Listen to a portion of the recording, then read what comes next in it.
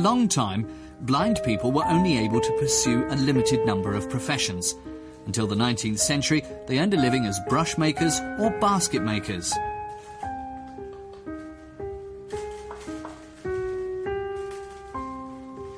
They were excluded from the world of books and education.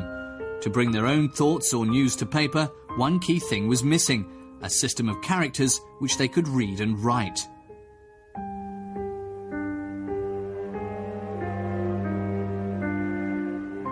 All this was changed by 16-year-old Louis Braille. In 1825, he developed a system of writing that is still used by the blind all over the world today.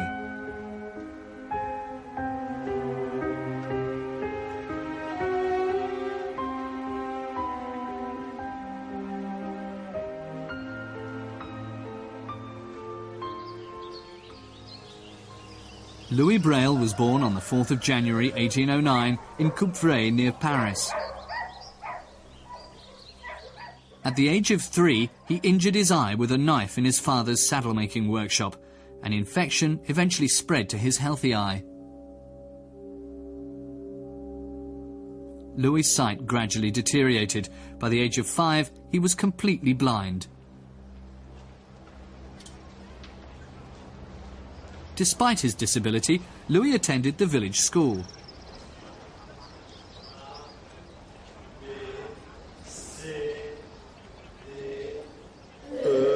He learned the alphabet and multiplication tables, but he did not know what letters and numbers looked like.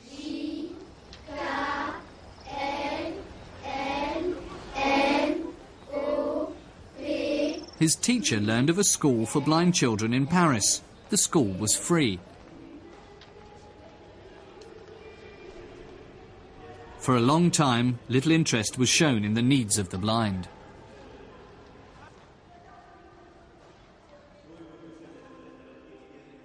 In 1749, the French writer Denis Diderot wrote about their plight in his Letter on the Blind. He wanted something to be done at last to enable the blind to lead a more dignified life.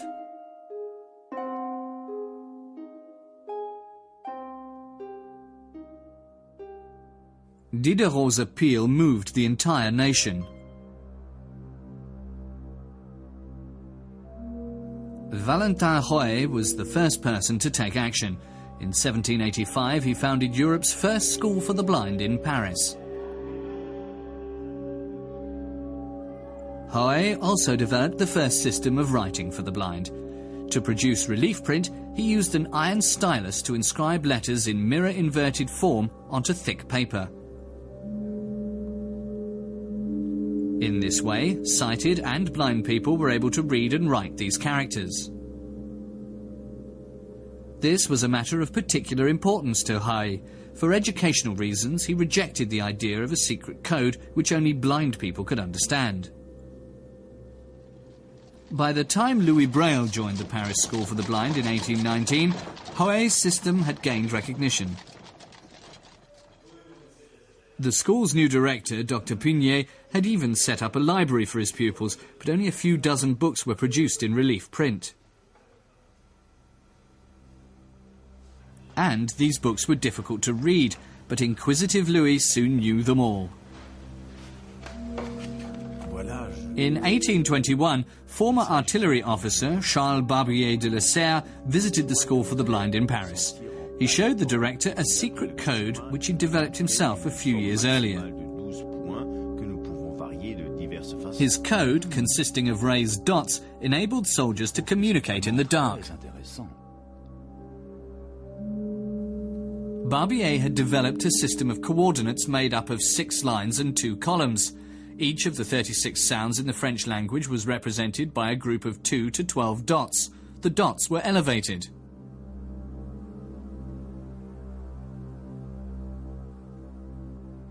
Barbier made his system available to the school.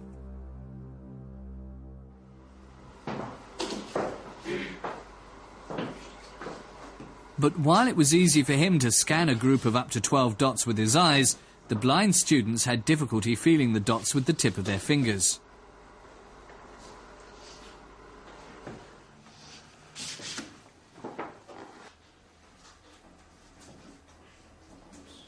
When they began to modify his system, Barbier was furious and left the school insulted.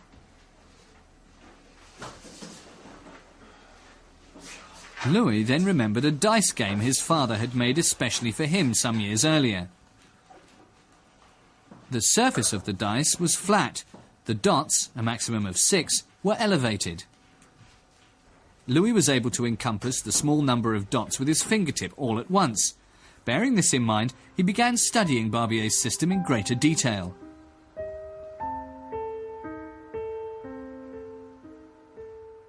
After 2 years, Braille was ready.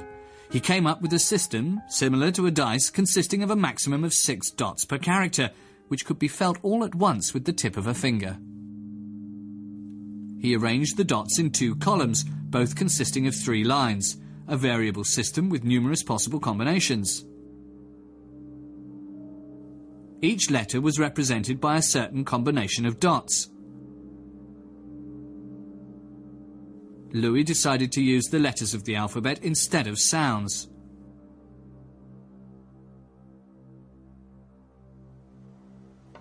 He wanted his system to be based on the written rather than on the spoken language.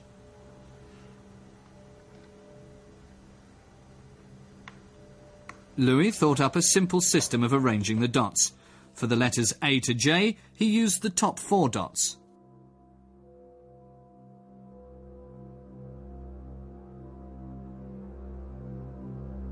For the letters K to T, he added the bottom left-hand dot to the first combination of dots, and for the remaining letters, he added the bottom right-hand dot.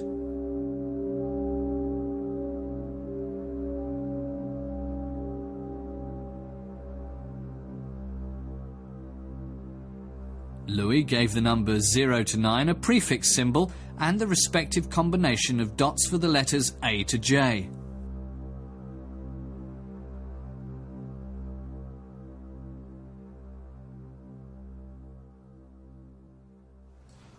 Because every dot is either raised or not raised, there are 64 possible combinations, enough for the alphabet and many special national characters.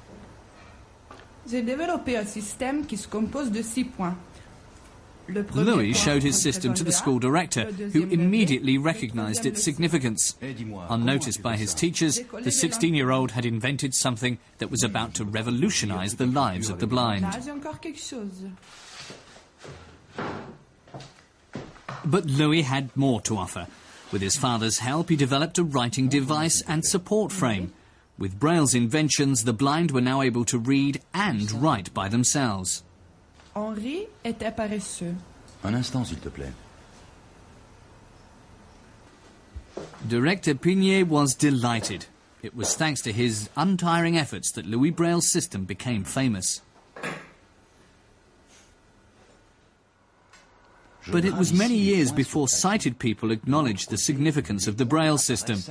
The main objection was that only specially trained students could read the code, and that this would only serve to isolate the blind even further. It gradually became clear that Braille was the only way blind people could read and write quickly. In 1854, 2 years after Braille's death, his system was officially introduced in schools for the blind in France. Non, vers le haut. Montre. Encore une fois. Shortly after, the first Braille books were manually produced. News spread fast among the blind. Those who mastered the system now had access to the printed world.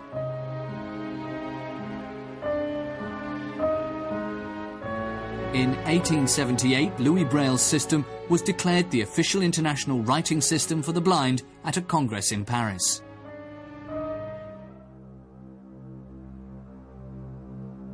A year later, the German Association of the Blind also adopted the system. For the German version of Braille, additional combination of dots were created for the letter W, which did not exist in the French alphabet, the umlaut letters A, O and U, and for the German scharfes S symbol.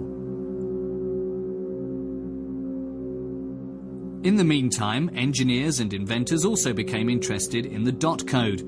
At the end of the 19th century, the first writing machines for the blind were introduced onto the market. At around the same time, Oskar Picht developed the first punching and embossing machine to print books. But material costs were high because the dots had to be a certain size to be tactile.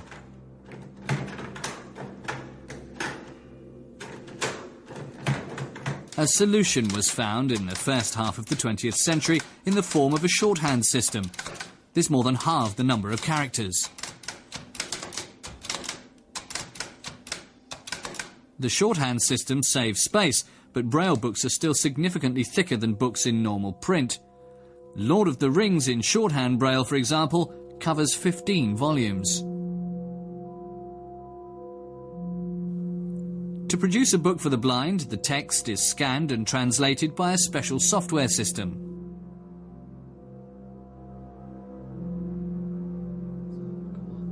The blind text is then corrected by a blind and a sighted proofreader.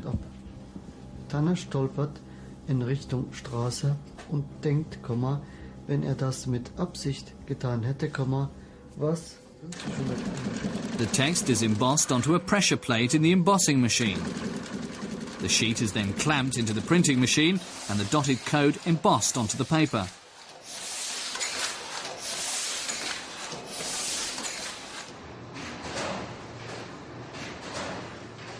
The printed sheets are then ready for binding.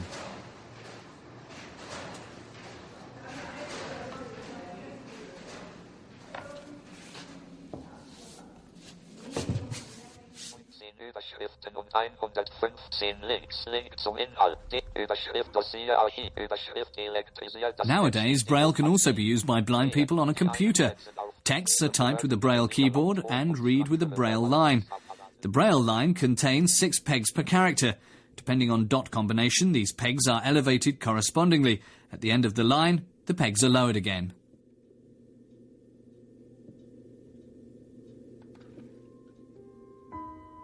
Today, blind people all over the world use Braille in many hundreds of languages.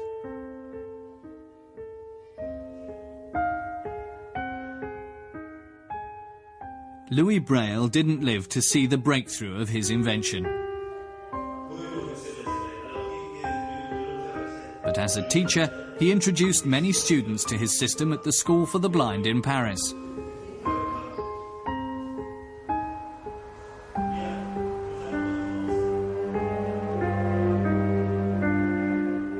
And when he trained as an organist, he also developed a notation system for music. This opened up a new profession to blind people all over the world, many of whom have become very talented musicians.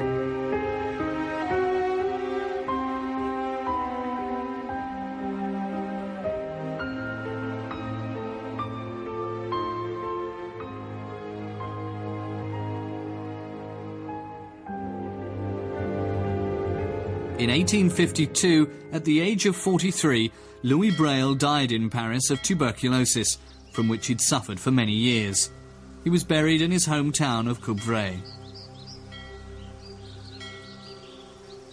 In 1952, on the centenary of his death, Braille's body was ceremoniously reinterred in the Pantheon in Paris.